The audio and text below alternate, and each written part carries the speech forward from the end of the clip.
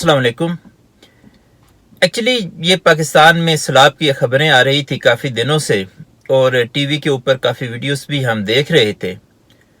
تو ایک دن میں ویسے ہی سوچ رہا تھا کہ جب سے نسل انسانی جو ہے اس نے ایک سیولائزڈ پوزیشن حاصل کی ہے، اس وقت سے اب تک بہت سارے بادشاہ آئے ہیں، بہت ساری حکومتیں آئی ہیں دنیا میں، اور بہت سارے ایسے لوگ ہیں جن کو ہسٹری بڑے ہی اچھے انداز میں یاد کرتی ہے۔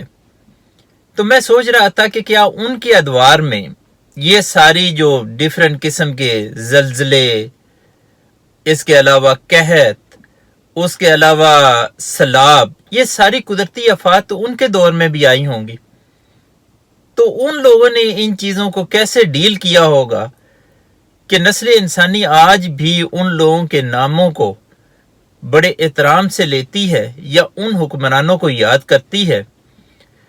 تو جب میں سارا کچھ یہ ایک سوال میرے ذہن میں اٹھا، تو اتفاق سے میں ایک کتاب پڑھ رہا تھا، تو اس کتاب کے اندر دو ایسی شخصیات ہیں جن کے بارے میں پڑھ کے میں ویسے کافی حیران ہوا، اور اس چیز کو خیر میں پہلے نہیں جانتا تھا۔ اس میں ایک شخصیت تو تھی حضرت عمر رضی اللہ تعالیٰ عنہ کی۔ حضرت عمر رضی اللہ تعالیٰ عنہ نے 11 سال حکومت کی۔ اس میں جو 6 سال تھے وہ تو قحط کے تھے۔ تو حضرت عمر رضی اللہ تعالیٰ عنہ نے جب یہ قحط کی صورتحال پیدا ہوگی اور مختلف قبائل یا ٹرائبز جو تھے وہ دور دراز یا وہ ان علاقوں سے جو صحرا کے تھے اور جہاں پہ خوراک بالکل ختم ہو گئی تھی، وہ بھی کوچ کر کے مدینہ کے اندر آ گئے تھے۔ اب حضرت عمر رضی اللہ تعالیٰ عنہ نے کچھ قوانین پاس کیا۔ ان قوانین میں یہ تھا کہ جو بچے تھے اور بوڑھے تھے ان کو پہلے خوراک دی جائے، اس کے بعد جو ہے وہ جوان یا جو بھی دوسرے لوگ بچیں گے ان کو خوراک دی جائے، اور جو وہاں پہ وہ ایک مجموعی طور پر ایک لنگر آپ کہہ لے یا ایک جگہ پہ وہ سارا کھانا پکایا جاتا تھا، ان میں بھی کہا گیا کہ پہلے جو دوسرے لوگ ہیں ان کو کھانا دیا جائے، اور اس کے بعد اگر کچھ بچ جائے تو وہ ان کا حکم تھا کہ وہ ان کے گھر والے جو تھے وہ بعد میں کھانا کھائیں گے جب سارے لوگ کو کھانا کھلا دیا جائے۔ تو اس میں مزے والی بات ہے کہ ایک دفعہ حضرت عمر جو تھے وہ گزر رہے تھے، تو انہوں نے دیکھا کہ ایک بچی ہے جو تھوڑی سی لاغر ہے۔ تو انہوں نے پوچھا کہ یہ کس کی بچی ہے؟ تو کسی نے بتایا کہ یہ آپ کی ہی پوتی ہے۔ تو کیونکہ آپ نے حکم یہ پاس کیا ہوا ہے کہ پہلے دوسرے مہمان جو آئے ہیں دوسرے علاقوں سے، پہلے ان کو کھانا کھلایا جائے، اور کچھ بچ جائے تو پھر گھر والے کھانا کھاتے تھے۔ تو اس میں یہ بچی جو ہے اس کو شاید خوراک اس طریقے سے نہیں دی گئی، اور اس کی وجہ سے یہ کمزور دکھتی ہے۔ دوسری مثال جو تھی وہ میں نے پڑھی نور الدین زنگی کے بارے میں۔ اب یہ نور الدین زنگی جو ہے، ان کے بعد کوئی ان کا بیٹا نہیں حکمران بنا کہ وہ خواہ مخواہ کی ایک ہسٹری جو ہے وہ اپنے باپ کی تعریفیں لکھواتا رہے۔ جیسے پاکستان میں آپ کہتے ہیں کہ بھٹو آج تک بھی زندہ ہے، اور نواز شریف کی بیٹی جو ہے وہ اپنی باپ کی تعریفیں کرتی رہتی ہے۔ یہ بھائی وہ یہ فیملیز جو تھی یہ حکمران نہیں بنی بعد میں۔ اب نور الدین زنگی کے بارے میں پڑھ رہا تھا کہ نور الدین زنگی کا اسپیشلی جب وفات ہوئی اس سے کچھ عرصہ پہلے، تو وہ ایک محاذ پہ لڑائی لڑ رہا تھا، تو وہاں پہ خبر پہنچی کہ دمشق اور اس کے مضافات کے اندر ایک بہت بڑا زلزلہ آیا ہے، اور اس زلزلے کی وجہ سے بہت زیادہ جانی نقصان ہوا ہے اور بہت سارے لوگ بے گھر ہو گئے۔ اب لوگوں کو یہ خیال تھا کہ محاذ کے اوپر ہیں اور بڑی کروشل سچویشن ہے، تو نور الدین زنگی واپس نہیں جائیں گے، لیکن اس کے باوجود نور الدین زنگی اپنی تمام فوج کو لے کر دمشق واپس چلے گئے، اور اپنی تمام فوج کو انہوں نے وہ سارا جو زلزلہ کا ایریا تھا یا جہاں پہ زلزلہ آیا تھا ان علاقوں میں لگا دیا، اور ایک ویلفیئر کا کام جو تھا انہوں نے سٹارٹ کر دیا۔ اس میں وہ خود بڑے ایکٹیو تھے، وہ خود باہر نکل پڑے، لوگوں کے اندر ہر وقت گھومتے پھرتے رہتے تھے، جو ریلیف کا کام تھا وہ خود کرتے رہتے تھے۔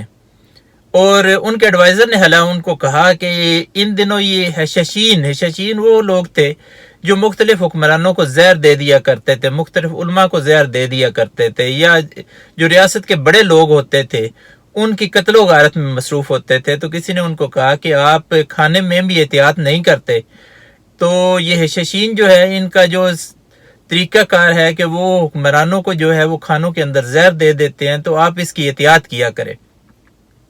تو انہوں نے کہا کہ میں احتیاط کرتے کرتے اپنی یہ جو ساری عوام ہے ان کو بے یار و مددگار چھوڑ دوں؟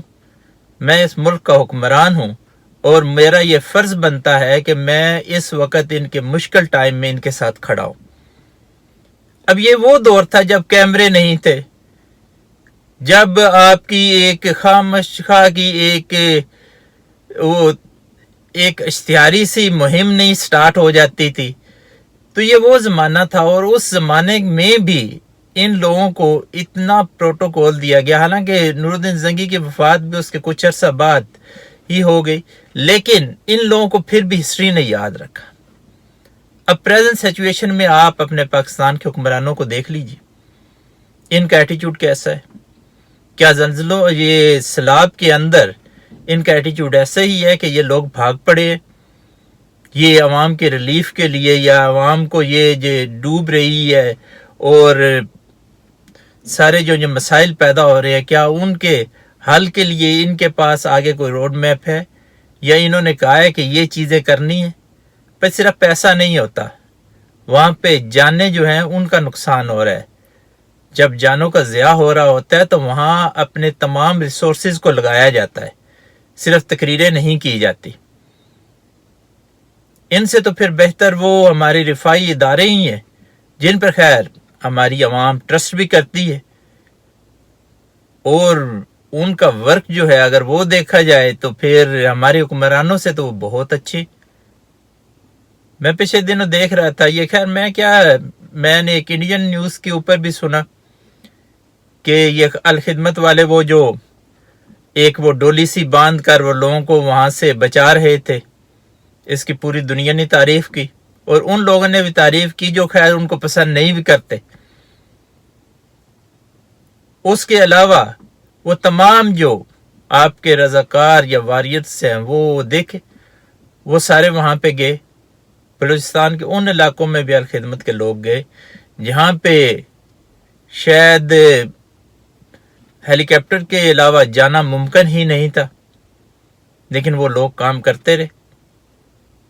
لیکن اس سارے حالات کے اندر جو میرا کہنے کا مقصد کہ آپ کے حکمران کہاں پہ نظر آئے، آپ کا سیاستدان کہاں پہ نظر آیا، آپ کے ملک کی ایلیٹ کہاں پہ نظر آئی، اس پورے سناریو کے اندر کہیں بھی نظر نہیں آئی۔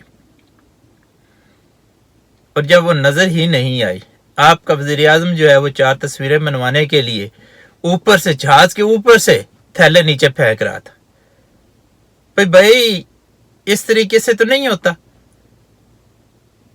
اس کی بھتیجی جاتی ہے 100-200 گاڑیوں کا قافلہ لے جاتا ہے، تو بھائی 100-200 گاڑیاں اناج کی بھر کے وہاں پہ لے جا۔ کوئی بندہ جو ہے وہ بعد میں توہین نہیں کرے گا۔ پھر وہاں پہ جس وہ گلے مل رہی تھی، جس کو گلے لگا رہی تھی، اس بی بی نے کہہ دیا، پھر جو اس نے کہا وہ ٹی وی پہ آپ نے سن لی۔ کوئی کہتا ہے کہ میں نے 5 ارب اکٹھا کر لیا، بھائی 5 ارب اکٹھا کر لیا ہوگا کیونکہ انفراسٹرکچر سارا ٹوٹ چکا ہے وہاں، اوورسیز پاکستانیوں نے بھی اس میں مدد کی ہوگی۔ لیکن مسئلہ یہ ہے کہ دیکھنا یہ چاہیے، یا دیکھنا یہ آپ کو ہسٹری تب یاد رکھے گی جب آپ عملی طور پر میدان میں اترے ہوں، صرف تصویریں بنانے کی یاد تک نہیں۔ آج تصویریں بنوائی ہیں آپ نے، کل کو جو آئیں گے وہ تو آپ سے اچھی تصویریں بنا لیں گے، ٹیکنالوجی ایڈوانس ہوگی۔ تو یہ چیزیں دیکھی جاتی ہے کہ عملی طور پر میدان میں کون اترا، پھر عملی طور پہ جو اترے ہیں پھر ان حکمرانوں سے تو وہی بہتر ہوئے۔ لیکن مسئلہ ہمارا یہ ہے کہ ہم ایک سرکل کے اندر گھوم رہے ہیں اور ساری زندگی اس سرکل کے اندر ہی گھومتے رہنا ہے۔ ایک مخصوص فیملیز ہیں، ان کو ہی آپ نے ووٹ دینا ہے اور ان کے لیے ہی آپ نے ساری خوش آمدیں اور ساری درآمدیں ان کے لیے. تو یہ کچھ باتیں تھی آپ لوگوں سے شیئر کرنی تھی. تھینک یو جی. اللہ حافظ.